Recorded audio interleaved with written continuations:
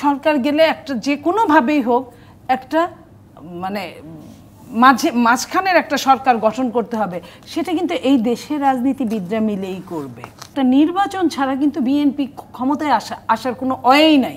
চৌধুরী মনি, আমি ধরে নিচ্ছি তর্কের খাতিরে যদি এই এখনকার সরকারের ক্ষমতার পতন ঘটে তাহলে রাষ্ট্র ক্ষমতা কে নেবে?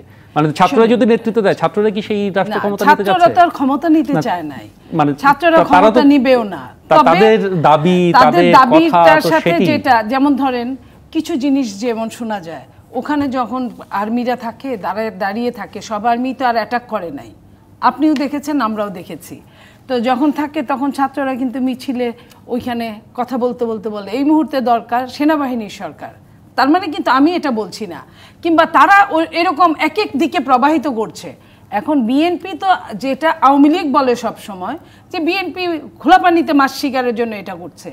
এখন ধরেন একটা নির্বাচন ছাড়া কিন্তু বিএনপি ক্ষমতায় আসার কোনো ওয়েই নাই। তার মানে এখন আপনার কিছু করলে, কিছু হলে, সরকার গেলে একটা যে কোনোভাবেই হোক একটা মানে মাঝখানের একটা সরকার গঠন করতে হবে, সেটা কিন্তু এই দেশের রাজনীতিবিদরা মিলেই করবে, করা উচিত। একটা সরকার তো থাকলো 15-16 বছর, সেটি তো রাজনীতিবিদরাই সেটির সাথে থাকছে, তাই তো? না, রাজনীতিবিদ ছাড়া তো দেশ চলবে না। আপনি যেভাবেই বলেন না কেন, আমাদের আপনারা যত গালি দেন না কেন, পৃথিবীর কোথাও নাই রাজনীতিবিদ ছাড়া দেশ, সেই দেশ খুব ডেভেলপ হয়। আর ডেভেলপ হলেও সেই দেশের অনেক কিছুই থাকে না, প্রাণ থাকে না। সেইখানে আপনি গণতন্ত্রকে সমুন্নত করতে পারেন। আপনি সেখানে ভোটের অধিকারকে মানুষের, আমার ভোট আমি দিব, যাকে খুশি তাকে দিব, এই সিস্টেমটা করতে পারেন।